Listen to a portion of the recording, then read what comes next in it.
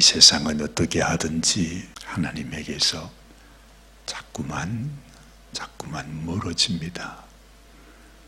하나님은 우리를 향하여 내가 너의 아버지다. 내가 너희를 사랑한다. 내가 너희에게 복을 주기를 원한다. 이 세상뿐 아니라 영원한 하늘나라에 하나님의 나라에서 영원토록 하나님과 함께 살아가기를 원하시는 하나님, 우리를 향하여 끊임없이 그 사랑을 베푸시는 하나님이십니다. 그런데 우리 인생들이 너무나 어리석고 미련해서 이 하나님의 마음을 알지 못하고 하나님의 뜻을 깨닫지 못하고 오히려 하나님을 거역하고 하나님을 반역하는 길로 하나님께 죄를 행함으로 하나님의 마음을 한없이 슬프게 합니다. 결국에는 우리 주님이 이 땅에 오셔서 당신의 살과 피를, 그 귀한 생명을 우리를 위해 내어 주셔야만 하는 그러한 상황 속에 있죠. 우리가 지난 시간 마가복음 9장 말씀을 통해서 예수님은 정말 이들에게 내가 너희에게 말하는 이 모든 것이 그냥 하는 얘기가 아니라 그냥 무슨 종교의 교리를 가르치는 것이 아니라 이것은 실제이다. 이것은 현실이다. 하늘나라 천국은 하나님이 계시는 그 영광스러운 나라, 하나님의 왕국은 우리가 지어내어 말하는 어떤 종교적인 말이 아니라 실제예요. 그것을 주님은 직접 보여주십니다. 하늘나라에서의 예수님의 모습, 영원히 그 영광 가운데 살아가시는 왕 되신 주님의 모습을 친히 보여주십니다. 이 세상의 몸이 아닙니다. 이 세상의 모습이 아닙니다. 하나님은 죽은 자의 하나님이 아니라 산 자의 하나님이라 그러셨는데, 아니 세상에 그 옛날에 살던 모세와 엘리야가 갑자기 이 제자들 앞에 나타난 것입니다. 그러면서 예수님과 함께 자기들이 예수님과 얘기하듯이 모세와 엘리야가 세상에 갑자기 나타나서 예수님과 함께 두른두른 얘기를 하고 계신다 이 말이죠. 이게 무엇이죠? 하늘나라, 그 나라, 그곳에 여러분, 우린 그저 성경에서만 보고 있는 이 그 옛날에 사람이었던 모세와 엘리야가 지금도 살아서 예수님과 함께 대화를 나누고 있다는 것. 그 말은 우리도 언젠가 아마도 수십 년, 아니 수백 년, 수천 년 이후에도 우리도 함께 살아서 주님과 함께 하나님 나라에서 살게 될 것입니다. 그와 같은 모습을 주님은 보여주신 것이죠. 뿐만 아니라 우리 주님은 강조해서 말씀하십니다. 너희는 이 영광에, 이 영원한 하나님의 나라의 백성으로 들어와야지 지옥의 백성이 되어서는 안 된다 하는 것을 말씀하면서 아주 구체적으로 말씀하십니다. 그러면서 내가 죽어서 다시 부활하기 이전에는 절대 이 이야기를 다른 이들에게 말해서는 안 된다 하고 당부하고 있는 것입니다. 무슨 말입니까? 이제 주님의 죽음이 눈앞에 다가왔다는 것입니다. 실제로 여러분, 우리가 지금 마가복음 이제 겨우 10장인데 이 10장의 말씀을 통해서 예수님의 지난 공생의 3년, 지난 삶 모든 것이 다 지나갔습니다. 이 10장 말씀 속에 주님께서 가르쳐 주시는 그 모든 가르침이 이 속에 다 들어 있습니다. 참 신기하지 않아요? 우리가 보통 성경을 얘기하고 예수님께서 우리에게 이런 말씀을 가르치셨다 말씀하면 많은 말씀인 것 같은데 오늘 보니까 겨우 10장이에요. 그저 성경책 10장 정도 넘기면 주님의 가르침이 이 속에 다 들어있다는 것입니다. 그런데도 이 가운데 주님이 주시는 메시지는 한결같이 같아요. 많은 것을 우리에게 가르쳐 주시려고 하시는 것이 아니라 우리에게 주시는 주님의 메시지가 정말 우리에게 주시고자 하시는 주님의 그 메시지가 너무 단순하다는 것입니다. 너희가 꼭 알아야 된다. 알아야 된다. 주님이 많은 말씀을 하다가도 이제 당신이 떠나야 할 날, 당신이 이제는 자신의 생명을 다 부어주고 끝내어야 하는 그 날이 가까워오면 주님의 말씀이 계속 우리에게 꼭 필요한, 더 필요한 그 속에 있는 액기스를 주님은 우리에게 전해주는 것입니다. 지금도 주님은 평상시대로 말씀을 가르치는 것 같습니다. 그리고 바리새인들이 예수님께 와서 여전히 예수님을 신란하고 시험하고 어떻게 하든지 예수님을 넘어뜨릴 수 있을까 하는 마음에서 질문을 합니다. 그런데 예수님이 답하시는 그 답이 심상치 않습니다. 한마디 한마디 하시는 주님의 그 말씀을 통해서 그 속에 아주 깊은 주님의 마음, 하나님의 마음, 천국에 들어가는 자가 어떤 자인지 하는 것을 주님은 우리에게 가르쳐 주시고 있습니다. 자, 오늘 우리 마가복음 10장의 말씀이 좀 긴 말씀입니다만 이 말씀을 통해서 예수님께서 우리에게 주시는 교훈이 무엇인지를 한번 간단하게라도 생각해 보기를 원합니다. 먼저 바리새인이 와서 예수님께 물었습니다. 근데 참 그 묻는 질문이 뭐라고 말할까요? 아주 쌍스럽습니다. 바리새인이라고 하면 그렇게 질문을 안 할 텐데 무슨 마음을 가지고 예수님께 무슨 시비를 걸려고 하는 이야기인지 이 바리새인이 예수님께 와서 그렇게 묻습니다. 우리가 아내를, 우리 집 사람을, 부인을 내어버리는 것이 가한 것입니까? 그렇게 묻지 않습니까? 오늘 2절 말씀이죠. 바리새인들이 예수께 나와 그를 시험하여 묻되 사람이 아내를 내어버리는 것이 옳으니까 이렇게 묻습니다. 그랬더니 예수님께서 모세는 뭐라고 명하였느냐? 모세는 허락했습니다.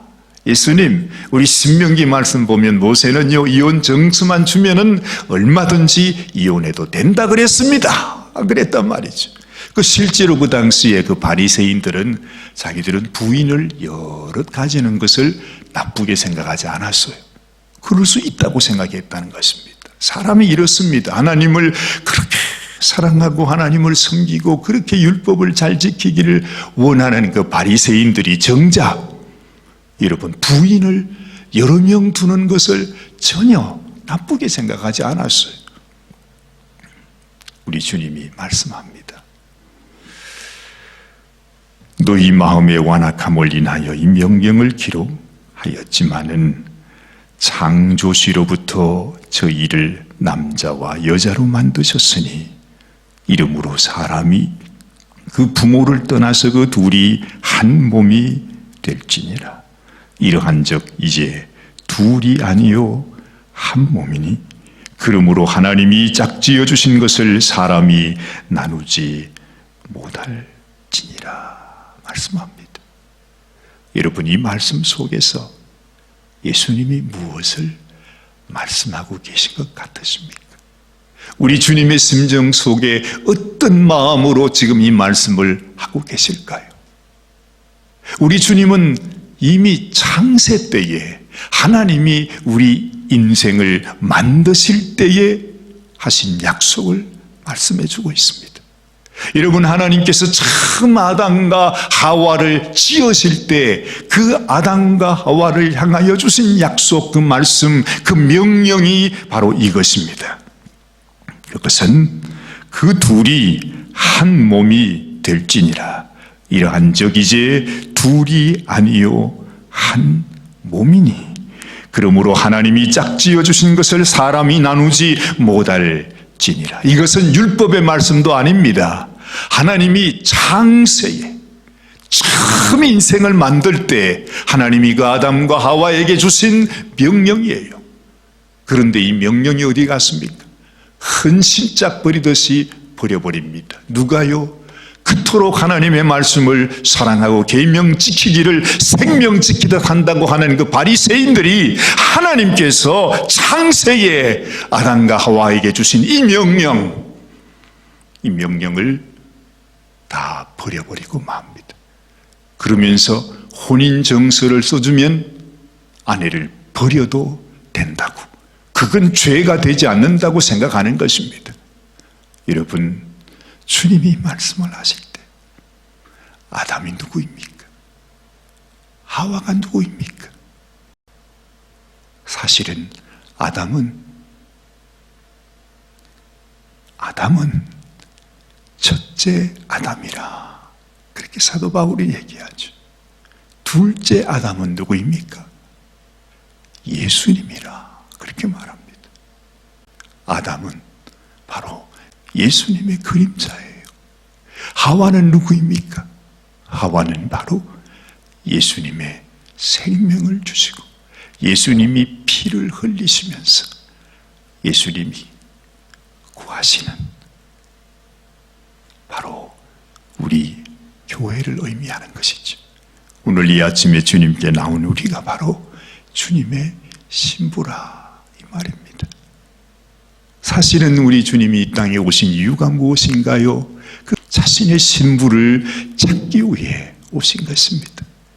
그리고 그 신부를 찾기 위해 그 신부가 지은 그 죄값을 갚기 위해 신랑 되신 예수님이 자신의 살을 찢고 피를 흘려서 우리를 위해 생명 주시기 위해 오셨다는 거죠. 그날이 지금 눈앞에 다가와 있습니다. 이 말씀을 하실 때 주님의 심정이 어떠하셨을까? 내가 너희를 나의 신부로 찾기 위해서 왔는데 너희는 아내를 버리는 것이 옳다고, 이혼 정서만 주면 아내를 버릴 수 있다고, 그런 질문을 예수님께 하는 그들을 보면서 아마도 주님의 마음은 한없이 슬프고 또한 아팠을 것입니다. 사람들이 예수의 만져주심을 바라고 어린 아이를 데리고 왔다 13절에 말씀하죠. 그런데 참 이 제자들이 그렇게 주님을 사랑하고 주님을 위해 자기의 삶을 드린다고 생각했던, 그리고 지금도 주님의 12제자로 주님과 함께 그 십자가의 길을 가고 있는, 그 삶을 살아가고 있는 이 제자들이 우리 주님의 마음을 너무나 모르는구나 하는 것을 우리가 알게 됩니다. 제자들이 아이들이 오는 것을 보고 꾸짖었다 그렇게 말하죠. 왜 애들을 데리고 오느냐? 그런데 예수님이 그 모습을 보면서 분이 여기셨다고 합니다. 그냥 싫어했다, 야 너희들 그렇게 하지 마라, 애들한테 왜 그러냐, 그게 아니라 아주 예수님이 분이 여기셨다는 것입니다. 그러시면서 하시는 말씀이 어린 아이들의 내게 오는 것을 용납하고 금하지 말라. 하나님의 나라가 이런 자의 것이니라. 하나님의 나라는 이런 자의 것이다. 여러분, 하나님은 얼마나 우리를 그리워하시겠습니까? 원래 우리는 하나님의 어린 자녀였습니다. 하나님은 지금 그 어린 자녀를 하나님께서 우리 인간의 생각으로 말하면 그 연세가 많으신 우리 아버지 하나님께서 우리와 같은 이 어린 자녀를 잃어버렸어. 빼앗겨버렸어. 흉악한 자들에 의해서 아이를 빼앗겨버렸다는 것입니다. 그래서 이 수천 년, 이 많은 세월 동안 이 아이가 그 마귀의 종이 되어, 그 왼수의 종이 되어, 그 흉악한 놈들의 사슬 안에서 고통받고 있습니다. 그게 우리 하나님 아버지의 마음입니다. 지금도 하나님이 기다리시는 것은요, 어린 아이입니다. 하나님의 그 어린 자식들, 하나님께서 기다리는 자는 이 세상에서 내가 하나님을 잘 섬기고 이 세상에서 내가 하나님의 말씀을 가르치며 살아가는 바리새인을 하나님이 기다리시는 것이 아니라 내가 하나님을 잘 믿는다고 생각하는 종교 지도자와 같은 자를 하나님이 기다리시는 것이 아니라 하나님이 기다리시는 자는 어린아이입니다. 잃어버린 어린아이, 잃어버린 내 자식. 그런데 이 제자들이 그 어린 아이가 예수님께 나오는 것을 못 나오게 했다고 합니다. 주님의 마음은 거기에 있습니다. 주님의 분함은 거기에 있습니다. 그 어느 누구도 어린 나이의 심령이 되어 하나님께 나오는 자를 막을 수 없습니다. 그 어린 아이가 되어 하나님 앞에 나오는 자를 실족하게 하면 연자 맷돌을 목에 걸고 바다에 던지우는 것이 천번 만번 낫다. 예수님은 그렇게 말하지 않습니까?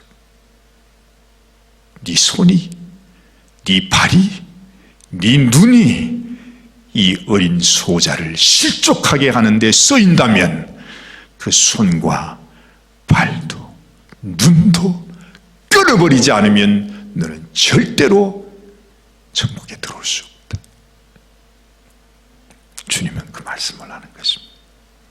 여러분, 우리 주님의 마음속에 맺혀 있는 한이 있잖아요.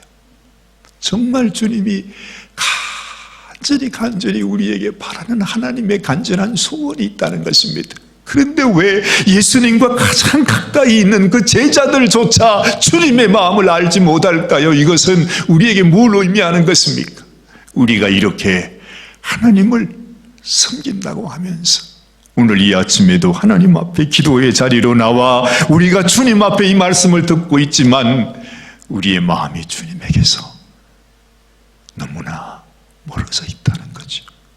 아직도 주님의 속마음을 알아들이지 못해요. 그래서 주님이 너무 외롭고 너무 슬픈 것입니다. 우리는 이 말씀을 통해 그 주님의 마음을 알 수 있습니다.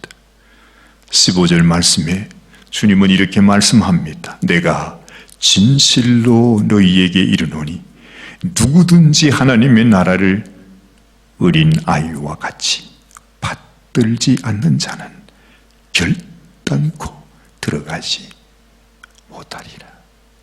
하나님이 기다리시는 그 어린 아이가 되어서 하나님께 나가야 한다 하는 것을 말씀하고 있는 것입니다. 그러면서 그 아이들을 안아주시고 저희의 위에 안수하시고 축복하시고 그 아이에게 하나님의 은혜와 하나님의 사랑을 부어주시는 주님의 마음을 우리가 알게 되는 것입니다. 이제는 예수님께 또 한 사람이 옵니다. 굴러 앉아서 예수님께 묻습니다.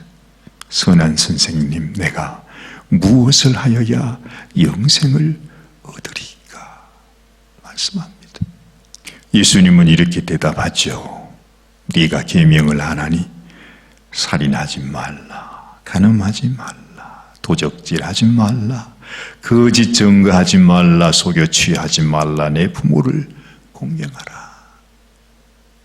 지난번에도 우리가 말씀을 나누었습니다만 이건 모든 유대인들이 아주 어릴 적부터 들어왔던 십계명의 말씀입니다. 당연히 그 사람은 예수님께 이렇게 말합니다. 나는 어려서부터 이 계명을 다 지켰습니다. 그랬더니 예수님이 그렇게 말합니다. 네게 한 가지 부족한 것이 있다. 네게 한 가지 부족한 것이 있다. 그 부족한 것이 뭐냐? 네가 가지고 있는 그 소유를 다 팔아서 내 이웃에게 나누어 주어라. 여러분, 이 말씀이 무슨 뜻일까요? 하나님께서 우리에게 이 계명을 주신 하나님의 마음, 그것이 무엇이요? 그것은 우리를 사랑하시는 하나님의 마음입니다. 우리들에게 계명을 주시는 것은 하나님께서 우리에게 당신의 축복을 주시겠다는 것입니다. 주님 앞으로 나올 수 있도록 길을 열어주시는 것이 이 계명입니다. 물론 이 십계명을 통해서 우리가 죄를 깨닫게 되고, 우리가 죄를 깨닫게 되어야, 내가 어떤 죄인인 것을 알아야 우리는 예수님께 나가게 되겠죠. 어찌했든 여러분, 하나님이 우리에게 주시는 계명은 하나님이 우리를 사랑하여 우리에게 주시는 사랑의 계명입니다. 예수님께서 너희의 소유를 가지고 가난한 자들에게 나누어 주라 하는 것이 무엇입니까? 바로 하나님께서 그런 하나님이라는 것입니다. 하나님은 당신의 생명을 바쳐서 이 세상에 버리움을 받은 자들, 가난한 자들, 고통받는 자들, 이 세상에서 헐벗고 굶주린 정말 핍박받는 자들을 위해서 하나님은 당신의 생명을 나누어 주시는 분이 하나님이십니다. 하나님이 주시는 계명 속에 사실은 하나님께서 우리에게 주시는 가장 큰 계명이 바로 뭐냐 하면, 내가 너희들을 이렇게 살아가는 것처럼 너희도 이웃을 사랑해라, 사랑을 나누어 주라 하는 것이 우리 주님의 그 계명의 가장 핵심인 것입니다. 이 십계명 안에, 그리고 이 모든 성경 66권의 말씀 안에 우리 주님이 친히 알려주신 그 모든 계명들 중에서 가장 큰 계명이 뭐냐고 물었을 때에 예수님은 말하지 않습니까? 하나님이 너희를 사랑하심 같이 너희가 하나님을 사랑하고 내 이웃을 네 몸과 같이 사랑하라. 왜요? 하나님이 주신 계명이 그 말씀이니까. 이 모든 계명을 한마디로 말하면 그것이라는 것입니다. 하나님을 생명을 다해 사랑하고 내 이웃을 내 몸과 같이 사랑하라. 예수님은 지금 이 부자 청년에게 하지 못할 것을 말씀하는 것이 아닙니다. 네가 뭐 말씀을 다 지켰다고 너 이거 할 수 있어? 그러면서 주님께서 하는 말씀이 아닌 것입니다. 하나님께서 너를 얼마나 사랑하는지, 하나님이 너를 위하여 나를 이 땅에 보냈다. 하나님이 너를 사랑하여 너를 살리기 위해서 하나님의 아들 예수님 나를 이 땅에 보내었다. 하나님은 너를 위해 하나님의 그 독생자 외아들을 나누어 주셨는데, 떼어 나누어 주셨는데, 자기 가슴 속에 파내어서 영원히 하나님과 함께 계셔야 하는 그 아들을 너를 위하여 주셨는데, 너는 무엇을 주겠느냐? 네가 가지고 있는 그 작은 소유를 팔아서 가난한 자들에게 나누어 줄 수 없겠느냐? 주님은 그 말씀을 하시는 것입니다. 22절 말씀이 그 사람은 재물이 많은 고로 이 말씀을 인하여 슬픈 기색을 띠고 근심하며 돌아갔다. 이렇게 말씀합니다. 한 가지가 부족합니다. 우리도 그런 말을 흔히 하지요. 2%가 부족하다. 우리가 하나님께 나오면서도 우리 주님이 보실 때에 우리 마음속에 가장 소중한 한 가지, 하나님이 가장 귀히 여기는 한 가지가 덜 부족합니다.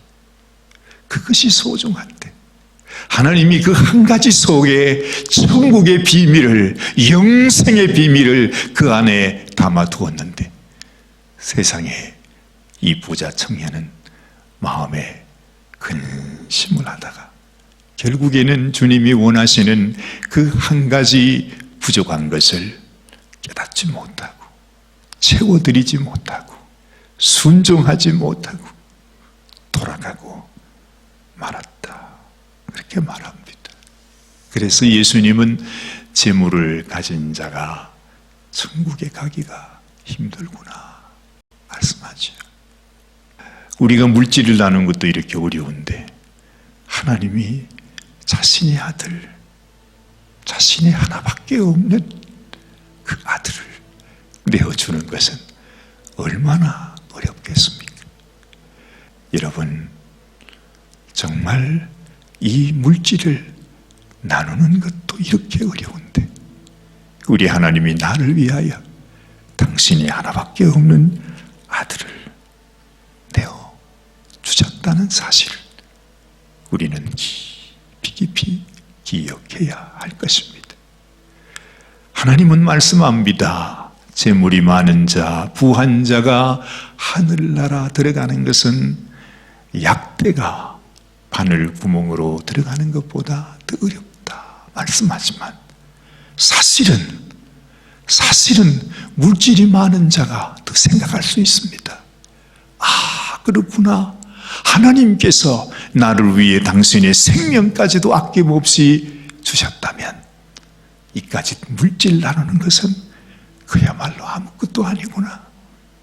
우리가 그 하나님의 마음을 깨달을 수만 있다면, 주님의 그 복음을 내 마음속 깊이 깨달을 수 있다면 오히려 여러분 부자가 천국 가는 것이 훨씬 더 쉬울 수 있습니다.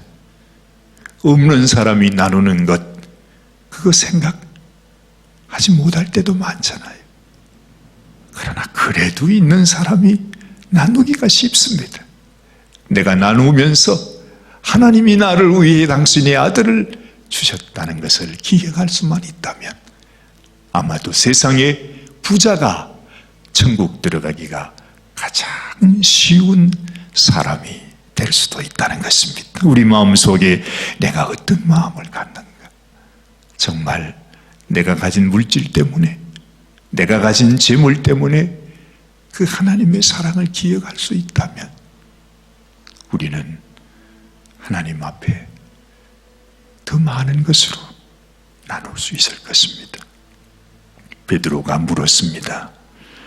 28절 말씀, 베드로가 여자와 가로되 보소서, 우리가 모든 것을 버리고 주를 쫓았나이다 했더니 예수님께서 이렇게 말씀하십니다. 내가 진실로 너희에게 이르노니 나와 및 복음을 위하여 집이나 형제나 자매나 어미나 아비나 자식이나 전토를 벌인 자는 금세 있어 집과 형제와 자매와 모친과 자식과 전토를 100배나 받되 핍박을 겸하여 받고 내세의 영생을 받지 못할 자가 없느니라. 비록 이 땅에서 핍박을 받을지라도 우리가 주님이 당하시는 그 고난과 시련을 우리도 당하게 될지라도 우리에게 영생을 받지 못할 자가 없다 하는 것을 주님은 말씀하십니다. 주님은 이 말씀을 하시고 난 이후에 또다시 내가 이제 죽음을 향해서 나아간다 말씀하지요. 33절 말씀에 보라, 우리가 예루살렘에 올라가노니 인자가 대제사장들과 서기관들에게 넘기움에 저희가 죽이기로 결단하고 이방인들에게 넘겨주겠고 그들은 능욕하며 침뱉으며 채찍질하고 죽일 것이니 저는 3일 만에 살아나리라. 자신의 죽으실 것을 말씀합니다. 그런데 제자들은 여전히 2%가 부족합니다.